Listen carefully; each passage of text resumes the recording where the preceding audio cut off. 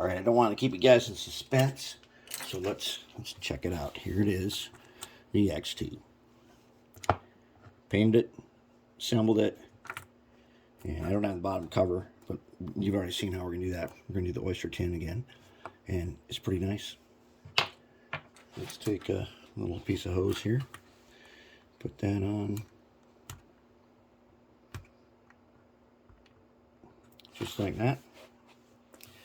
Okay, we can lift it off its trucks, it's okay.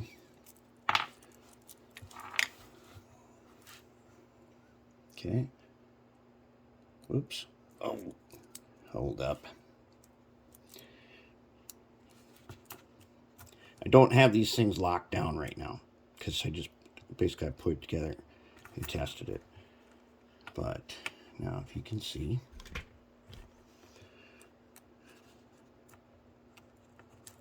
I could put a rubber band. I'll just hold it and you just watch underneath there. So I turn it, and I'm getting, see when I put my fingers on the top as a cover, getting nice movement. It's nice and smooth.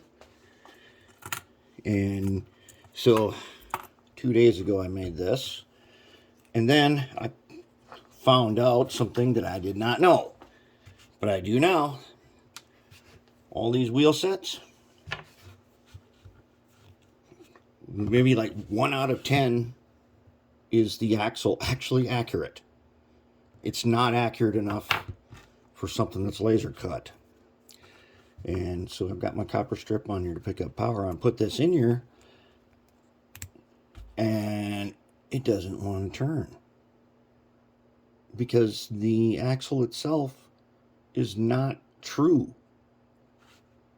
It's not true. So some of them work, some of them don't. I'm like, oh crap, what are you gonna do now? So redesigned it. See, that doesn't even want to come out. So what I did is I made a redesign. And now the inner piece of laminate has a bigger opening than the outer. So, and this does work. Drop them in, and it turns just fine. Don't have any problem turning them now. Whoops, if I stay not meant to be turned upside down. But he does turn pretty good. It works pretty good. He will, yep, you see, start to move.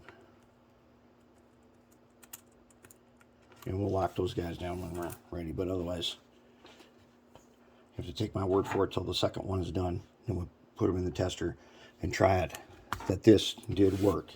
Then, amazingly, finally,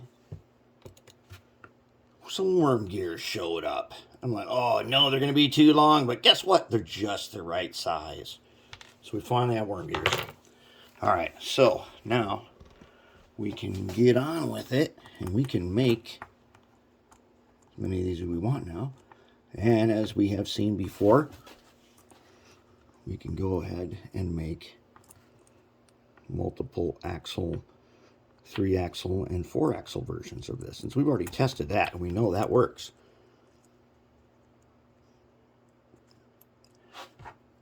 And I'll tell you what, the tolerance on this is pretty good, because with this copper strip, you actually have, it won't just fall into place like they do